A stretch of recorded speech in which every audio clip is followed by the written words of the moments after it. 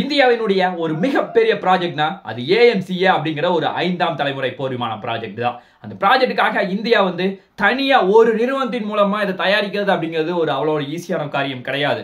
அதுவும் பர்டிகுலரா 5ஆம் தலைமுறை போர் விமானத்தை தயாரிக்கிறதுக்கு. அதனால இந்தியா என்ன பண்றாங்க, லோக்கல்ல இருக்க பெரிய பெரிய டாப் கம்பெனிஸ் எல்லாத்தையும் உள்ள கூப்பிடுறாங்க. அதை தாண்டி ஃபாரின்ல இருக்க நிறைய டாப் கம்பெனிஸ் எல்லாத்தையும் உள்ள வந்து காம்படிஷன் கூப்பிடுறாங்க.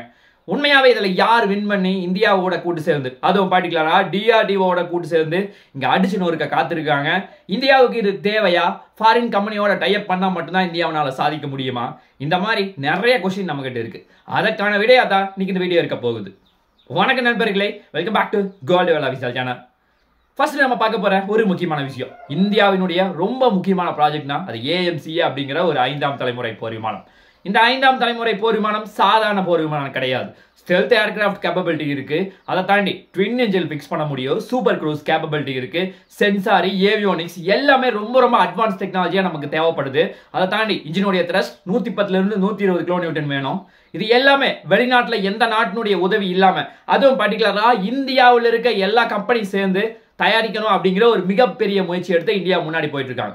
அதுவும் பர்டிகுலரா டிஆர்டிஓவும் அதே மாதிரி ஏடிஏ அப்படின்னு சொல்லப்படக்கூடிய ஏரோநாட்டிக்கல் டெவலப்மெண்ட் ஏஜென்சி, ஹெச்ஏஎல் அப்படின்னு சொல்லப்படக்கூடிய ஹிந்துஸ்தான் ஏரோநாட்டிக்ஸ் லிமிடெட் நிறுவனம், இவங்க எல்லாத்தினுடைய கூட்டு முயற்சியில டிசைன் பண்ணி டெவலப் பண்ணிட்டு இருக்காங்க. பட் இதை வந்து மேனுஃபேக்சரிங் பண்றது அப்படிங்கிறது ஒரு நிறுவனத்தினால, அதுவும் பர்டிகுலரா ஹெச்ஏஎல் மாதிரி நிறுவனத்தோட பாசிபிளா அப்படின்னு சொல்லி கேட்டா நிச்சயமா பாசிபிள் கிடையாது. ஏன் அப்படின்னா ஆல்ரெடி அவங்க கிட்ட நிறைய முக்கியமான ப்ராஜெக்ட்கள் இருக்கு.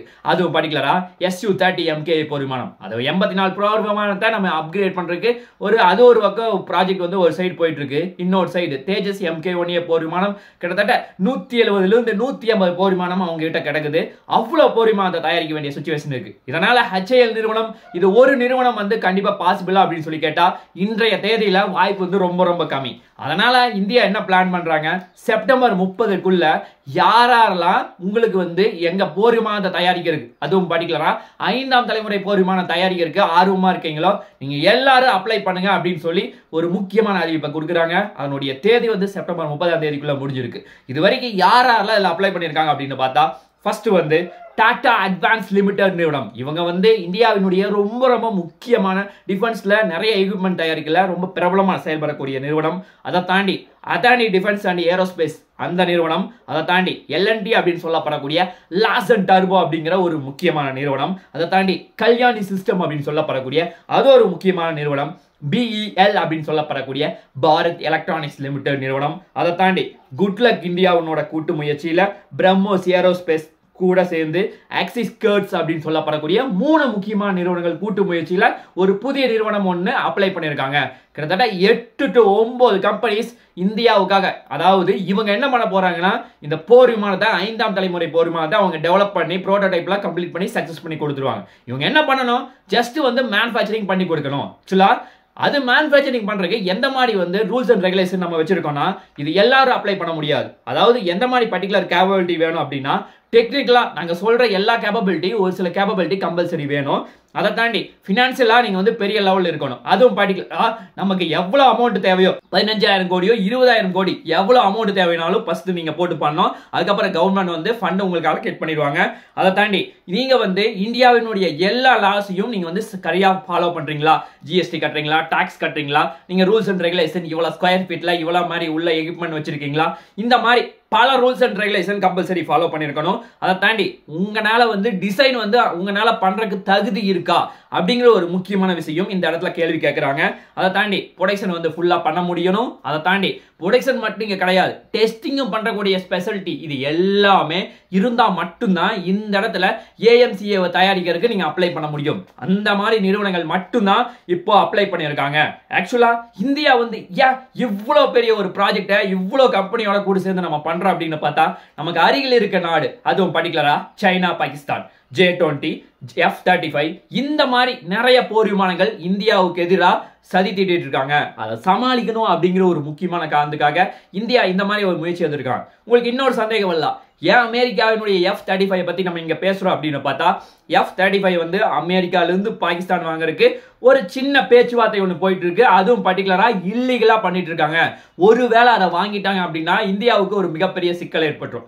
அதனால நம்ம வந்து உடனடியா தயாரிக்க வேண்டிய ஒரு கட்டாயத்தில் இருக்கோம். அதனாலதான் உலகத்துல இருக்க பெரிய பெரிய டாப் கம்பெனிஸ், இந்தியாவில் இருக்க டாப் கம்பெனிஸ் எல்லாத்தையும் உள்ள கூட்டிட்டு வந்திருக்காங்க. ஆக்சுவலா இதுவும் பர்டிகுலரா நம்ம இந்தியாவில மட்டும்தான் பெரிய பெரிய டாப் கம்பெனிஸை கூட்டிட்டு வரோமா அப்படின்னு பார்த்தா, உலகத்துல இருக்க நிறைய பெரிய பெரிய கம்பெனி கிட்ட நம்ம டாப் கம்பெனிஸை கூட்டிட்டு வரோம். அதுவும் பர்டிகுலரா நமக்கு ஏழை வந்து ஏன் ரொம்ப முக்கியமானதுன்னு சொல்லி நம்ம இந்த இடத்துல பேசியே ஆகிறோம். அதுவும் பர்டிகுலரா HAL மற்றும் ADA அப்படின்னு சொல்லப்படக்கூடிய ஏரோநாட்டிக்கல் டெவலப்மெண்ட் ஏஜென்சி, இவங்க ரெண்டு பேரும் வந்து ப்ரொடக்ஷன் வந்து ஃபுல்லா பாத்துக்குவாங்க. அதாவது இதுல இந்த 8 கம்பெனில யாரு செலக்ட் ஆக போறாங்களோ இந்தியால, இதை வந்து ஃபுல் அண்ட் ஃபுல் இவங்க தான் வந்து லீட் பண்ண போறாங்க. அதை தாண்டி இங்க வந்து முக்கியமான டெக்னாலஜி எல்லாமே ஃபாரின் கம்பெனியோட கொலாபரேஷன் பண்ணிட்டு அந்த டெக்னாலஜி மட்டும் அங்கிருந்து வாங்கிக்கிட்டு ஃபுல் அண்ட் ஃபுல் மேனுஃபேக்சரிங் பண்றது இந்தியால. அதை தாண்டி இன்னொரு முக்கியமான விஷயம் அப்படின்னா, இந்தியாவினால தனியா வந்து ஒரு போர் விமானத்தை தயாரிக்க முடியுமா அப்படின்னு சொல்லி கேட்டா, இந்த இடத்துல கண்டிப்பா வாய்ப்பு வந்து ரொம்ப ரொம்ப கம்மின்னு தான் சொல்லணும். ஏன் அப்படின்னா, நம்மளால இன்ஜின் வந்து மேக்கப் பண்ற கேப்பபிலிட்டி இருக்கா அப்படின்னு சொல்லி கேட்டா இன்னைக்கு தேதியில கண்டிப்பா கிடையாது. ஆல்ரெடி காவேரி இன்ஜின் கிட்டத்தட்ட 80 கிலோமீட்டர் வர்ற அளவுக்கு இன்னைக்கு ரொம்ப மோசமா வந்து போராடிட்டு இருக்கோம். அந்த மாதிரி ஒரு சிச்சுவேஷன் போயிட்டு இருக்கு. அதை தாண்டி ஸ்டெல்த் கேப்பபிலிட்டி இந்தியா வந்து பெரிய லெவல்ல நம்ம சாதிச்சது கிடையாது. அதனால ஃபாரின் கம்பெனியை நம்ப வேண்டிய ஒரு சிச்சுவேஷன்ல இருக்கோம். அதை தாண்டி நம்ம இந்த ஸ்டெல்த் கோட்டிங் அப்படிங்கிற நிறைய முக்கியமான கோட்டிங் எல்லாமே டெக்னாலஜி இந்தியாவிட்ட பெரிய லெவல்ல தெரியாது. ஏன்னா 5th ஜெனரேஷன் ஸ்டெல்த் கேப்பபிலிட்டி அந்த அளவுக்கு தேவை. அது ஒரு ரொம்ப முக்கியமானது. அதை தாண்டி சென்சார், இது எல்லாமே ரொம்ப ரொம்ப அட்வான்ஸா தேவை. இது எல்லாமே இந்தியாவினால உடனடியா சாத்தியம் கிடையாது. அதனால நம்ம உடனடியா வேணும் அப்படின்னா நம்ம ஃபாரின் கம்பெனியோட கொலாபரேட் பண்ணி அவங்களுக்கு கொஞ்சம் அமௌண்ட்டை கொடுத்து நம்ம வந்து டெக்னாலஜி அவங்க கிட்ட இருந்து கத்துக்கிட்டா மட்டும்தான் நம்ம அடுத்த போர் விமானத்தை நம்ம பெரிய லெவல்ல கொண்டு போக முடியும். அந்த ஒரு ரீசனுக்காக தான் இந்தியா இந்த மாதிரி ஒரு முக்கியமான முடிவு எடுக்கிறாங்க. ஆக்சுவலா இந்த இடத்துல ஃபாரின் கம்பெனி என்ன பண்ண போறாங்க, டெக்னாலஜி இந்தியாவுக்கு கற்றுக் கொடுக்க போறாங்க. அதை தாண்டி இந்தியாவில் இப்போ இந்த லோக்கல் கம்பெனிஸ் என்ன பண்ண போறாங்க, இந்தியாவுக்கு தயாரிச்சு கொடுத்து நம்ம வந்து அவங்களுடைய டெக்னாலஜியை கொஞ்சம் கொஞ்சமா கத்துக்க போறோம். இது வந்து ஒரு மிகப்பெரிய அறிவா வந்து இந்தியாவுக்கு இருக்கும். அதுவும் பர்டிகுலரா இந்தியாவில் டாப் கம்பெனிஸ்க்கு வருவா அப்படின்னு சொல்லி ஒரு மிகப்பெரிய எதிர்பார்ப்பு அப்படிங்கிறது நிலவ போகுது. அது மட்டும் இல்லாம நம்ம லோக்கல் கம்பெனில இவங்க ப்ரொடக்ஷன் மட்டும் பண்ணி கொடுத்தா போதுமா அப்படின்னு சொல்லி கேட்டா நிச்சயமா கிடையாது. நம்ம அதை தாண்டி கம்பல்சரி வந்து அசம்பிளி லைனும் இவங்க ஒன்று கம்பல்சரி அரேஞ்ச் பண்ணணும். ஏன்னா ஒரு முக்கியமான எக்யூப்மெண்ட் நீங்க தயாரிச்சு மட்டும் பத்தாது, இதை வந்து நம்ம அசம்பிள் பண்றதுக்கு, அதாவது ஃபுல்லா போர் விமானம் எல்லாத்தையுமே அசம்பிள் பண்ற அளவுக்கு அந்த முக்கியமான கெப்பாசிட்டியோட அசம்பிளி லைன் நமக்கு கம்பல்சரி தேவை. அதை தாண்டி வருங்காலத்தில் நீங்க வந்து ஸ்பேர் பார்ட்ஸை தயாரிக்கிற மாதிரி ஒரு நிலைமை வரலாம். அதுக்கு வந்து நீங்க தயாரா இருக்கணும். அதை தாண்டி எந்த நேரத்தில் வேணாலும் நம்ம அப்கிரேட் பண்ணலாம். ஆக்சுவலா இந்த AMCA வந்து நீங்க தயாரிக்கணும்னு வச்சுங்களா, இது 15-20 வருஷத்துக்கு மேல நம்ம வந்து இதே போர் விமானத்தை வச்சுட்டு இருந்தா கண்டிப்பா பாசிபிள் கிடையாது. ஏன்னா உலகத்துல பெரிய பெரிய நாடுகள் அடுத்த டெக்னாலஜி 6th ஜெனரேஷன் அதுக்கப்புறம் வரைக்கும் முன்னாடி போயிட்டு இருக்காங்க. அதனால நம்ம அப்கிரேட் பண்ணணும் அப்படின்னா அந்த மாதிரி ஒரு கெப்பாசிட்டியும் நமக்கு தேவை. அந்த மாதிரி தான் வந்து இப்ப டிசைட் பண்ணியிருக்கோம். அதுதான் இந்தியாவுக்கு ஒரு மிகப்பெரிய பாசிட்டிவா பார்க்கப்படுது. அதனால இது எல்லாத்தையுமே பேஸ் பண்ணி தான் நம்ம இந்தியாவில் இருக்க டாப் கம்பெனிஸை சூஸ் பண்ணியிருக்கோம் அப்படிங்கிறதான் ஒரு நிதர்சனமான உண்மையா பார்க்கப்படுது. இவ்வளவு விஷயம் பேசணும். ஃபாரின்ல இருந்து எந்த மாதிரி முக்கியமான கம்பெனிஸ் எல்லாமே இந்தியாவுக்குள்ள கூட்டிட்டு வர போறாங்க அப்படின்னு பார்த்தா, ஃபர்ஸ்ட் வந்து ஜெனரல் எலக்ட்ரானிக்ஸ் அப்படிங்கிற ஒரு முக்கியமான நிறுவனம். ஆக்சுவலா இவங்க வந்து F404 அப்படிங்கிற ஒரு இன்ஜினை தேஜஸ் போர் விமானத்துக்காக கொடுத்தாங்க. அதை தாண்டி தேஜஸ் MK2 போர் விமானத்துக்கு F414 இன்ஜின், அதே மாதிரி AMCA MK1 போற வச்சிருக்கோம் F414 அப்படிங்கிற ஒரு இன்ஜினை வந்து தயாரிச்சு கொடுக்க போறாங்க. ஆக்சுவலா இந்தியா வந்து அதனால என்ன பண்றாங்க, F414 அப்படிங்கிற ஒரு முக்கியமான ஒரு இன்ஜினை வந்து இந்தியாவுக்கு கொடுக்கிற காரணத்தினால நம்ம வந்து இந்த அமெரிக்காவினுடைய ஜெனரல் எலக்ட்ரானிக்ஸையும் இந்த ஏலத்துக்கு கூப்பிடல அப்படின்னு சொல்லி நம்ம வாண்டடா கூப்பிட்டுருக்கோம். அதை தாண்டி பிரான்சினுடைய சாஃப்ரான் ரஃபேல் போர் விமானம் நம்ம எவ்வளவு முக்கியம் வாய்ந்ததுன்னு நமக்கு நல்லா தெரியும். அதனால அவங்களும் உள்ள வர்றாங்க. அதை தாண்டி யூகோல இருக்க ரோல்ஸ் ராய்ஸ் அப்படிங்கிற ஒரு முக்கியமான நிறுவனமும் உள்ள வராங்க. அதை தாண்டி ஸ்வீடனுடைய சாப் நிறுவனம், அதை தாண்டி ரஷ்யாவினுடைய யூனிட்டர் இன்ஜின் அப்படிங்கிற ஒரு முக்கியமான நிறுவனம், இவங்க எல்லாருமே இந்தியாவுக்குள்ள வர்றாங்க. ஆக்சுவலா இவங்க எல்லாருமே ஏலத்துல பங்கேற்கிறாங்க.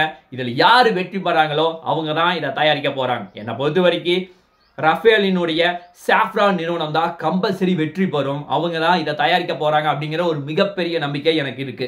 அதுதான் ஒரு நிதர்சனமான உண்மையாகவும் பார்க்கப்படுது. மற்ற நிறுவனங்கள் எல்லாமே நிறைய விஷயத்துல வந்து டிஃபர் ஆகிட்டே இருக்காங்க. அதனால இந்தியா வந்து இதை வந்து யோசிக்க வேண்டிய கட்டாயத்திலும் இருக்காங்க. அதை தாண்டி நம்ம ஏன் ஃபாரின் கம்பெனியோட கொலாபரேட் பண்றோம் அப்படிங்கிற ஒரு மிகப்பெரிய சந்தேகம் வரலாம். ஆக்சுவலா ஒரு இன்ஜின் அதாவது AMCA MK1 போர் விமானத்தினுடைய ரெக்யூர்மெண்ட் எவ்வளவு அப்படின்னா இன்ஜினுடைய த்ரஸ்ட் 110 இருந்து 120 கிலோநியூட்டன் அளவுக்கு நமக்கு பவர் ஜெனரேட் ஆகணும். அப்படின்னா உலகத்துல பெரிய பெரிய நாடுகள் மட்டும்தான் அந்த அளவுக்கு கேப்பபிலிட்டியோட இருக்காங்க. அதுவும் சரியா சொல்லணும்னா ஜெனரல் எலக்ட்ரானிக்ஸ், அதை தாண்டி ரோல்ஸ் ரைஸ், சாஃப்ரான், இந்த மாதிரி முக்கியமான நிறுவனங்கள் மட்டும்தான் இவ்வளவு பெரிய த்ரஸ்டோட டெவலப் பண்ணிட்டு இருக்காங்க. அதனால ஃபாரின் கம்பெனி கம்பல்சரி தேவையா இருக்கு. அதே மாதிரியே இந்த ஸ்டெல்த் ஏர்கிராஃப்ட்டுக்கு முக்கியமான தேவை அப்படின்னா அந்த அட்வான்ஸான கோட்டிங் மட்டும்தான். அதை தாண்டி நம்ம யூஸ் பண்ற அந்த ரேடாருக்கு யூஸ் பண்ற மெட்டீரியல் மட்டும்தான். அதனால அந்த மாதிரி டெக்னாலஜி இந்தியாவுக்கு இப்ப தெரியாது. அதுவும் பர்டிகுலரா US, ரஷ்யா, சைனா இந்த மாதிரி நாடுகளுக்கு மட்டும்தான் தெரியும். அதனால இந்தியா வந்து அவங்கள முக்கியமா கூப்பிடுறதுக்கு இது ஒரு முக்கியமான காரணமா பார்க்கப்படுது. அதை தாண்டி ஏவியோனிக்ஸ், சென்சார் இது எல்லாமே வந்து இந்தியாவுக்கு பெரிய லெவலில் ப்ராப்ளம் கிடையாது. நம்ம வந்து வெளிநாட்டை நம்ப வேண்டிய கட்டாயத்துல தான் இருக்கோம். அதை தாண்டி நம்ம இந்த ரேடார் டெக்னாலஜியில பெரிய லெவலில் கான்ட்ரிபியூட் பண்ணியிருக்கோம். அதுவும் பர்டிகுலரா உட்டம் AESA ரேடார் ஆகட்டும், விருபாக்ஸா ரேடார் ஆகட்டும், இந்த மாதிரி ரேடார் வந்து இந்தியா தயாரிச்சு அது ஒரு மிகப்பெரிய சரித்திரம் படைச்சிருக்கோம். அதுல வந்து இந்தியாவுக்கு ஒரு மிகப்பெரிய ஸ்ட்ராங்கா இருக்கு. ஆனா சென்சார் ஏவியோனிக்ஸ்ல வந்து நம்ம இப்பதான் வந்து கொஞ்சம் கொஞ்சமா டெவலப் ஆயிட்டு இருக்கோம். அதனால அந்த இடத்துலயே நமக்கு வந்து ஃபாரின் டெக்னாலஜி கம்பல்சரி தேவைப்படுது. ஃபாரின் கம்பெனியோட நம்ம கொலாபரேஷன் பண்ணல அப்படின்னா கிட்டத்தட்ட 40 to 50 வருஷம் ஆகும் இந்த போர் விமானத்தை தயாரிக்கிறது. இன்னும் உங்களுக்கு புரியுற மாதிரி சொல்லணும் அப்படின்னா சைனாவினுடைய J-20 எப்போ ஆரம்பிச்சாங்கன்னா தயாரிக்கிறதுக்கு, சரியா சொல்லணும்னா டிசைன் பண்றதுக்கு 1990 ஆரம்பிச்சாங்க. பட் அது அவுட்புட் ஆனது 2017 தான். கிட்டத்தட்ட 30 வருஷம் கழிச்சு தான் அவங்களாலேயே கொண்டு வர முடிஞ்சது. அதே மாதிரி நிலைமை தான் இந்தியா வந்து தனியா வந்து போராடினா இந்த மாதிரி சிக்கல் ஏற்படும் அப்படின்னு தெரிஞ்சுக்கிட்டு நம்ம ஸ்மார்ட்டா வந்து ஃபாரின் கம்பெனியோட கொலாபரேட் பண்ண ஆரம்பிச்சிருக்கோம். அதுதான் ஒரு நிதர்சனமான உண்மையா பார்க்கப்படுது. அதே மாதிரியே இந்தியா வந்து இதுக்கு எவ்வளவு பெரிய பட்ஜெட் இப்போதைக்கு ஒதுக்கி இருக்காங்க அப்படின்னு பார்த்தா சுமார் 15,000 கோடி ஒதுக்கி இருக்காங்க. இது எதற்காகனா டிசைன் பண்ணணும், டெவலப் பண்ணணும், புரோட்டோடைப் ரெடி பண்ணணும். கிட்டத்தட்ட 5 புரோட்டோடைப் சப்மிட் பண்ணணும். இதுல இருக்க ஒவ்வொரு பிரச்சனையும் பார்த்து சால்வ் பண்ணி கொண்டு வரணும். அதுவும் பர்டிகுலரா இந்தியாவினுடைய டைம் லைன் அப்படின்னு பார்த்தா ஃபர்ஸ்ட் புரோட்டோடைப் 2024 ரெடி ஆகி கொடுக்கணும். ஆனா நமக்கு 2032 முதல் போர் விமானம் நம்ம அவுட்புட் பண்ணணும். அதுவும் பர்டிகுலரா 2035 இருந்து ஒவ்வொன்றா நமக்கு ப்ரொடக்ஷன்ல இருந்து வெளியே வந்துட்டு இருக்கோம். அதுதான் இந்தியாவினுடைய டைம் லைன். இதற்காக foreign company, local top company, இந்த மாதிரி எல்லா கம்பெனியும் உள்ள கூட்டிட்டு வராங்க. உண்மையாவே இந்தியா வந்து இதை சரியான முறையில் கொண்டு போனா நம்மளால 2035 அப்படிங்கிற அச்சீவ்மெண்ட்டை கண்டிப்பா அடைய முடியும். இது வந்து இந்தியாவினுடைய DRDO டிபார்ட்மெண்ட் கையில தான் இருக்கு அப்படிங்கறதா ஒரு நிதர்சனமான உண்மை. இந்தியா என்ன பண்ண போறாங்க, இது எப்படி முன்னாடி கொண்டு வர போறாங்க, இது எல்லாமே பொறுத்து பார்த்தால்தான் தெரியும். பார்க்கலாம் என்ன நடக்குது என்று சொல்லி. நாளைக்கு இன்னும் ஒரு நல்ல ஒரு வீடியோவில் உங்களை நான் சந்திக்கிறேன். நன்றி, வணக்கம், தேங்க்யூ, ஜெய் ஹிந்த்.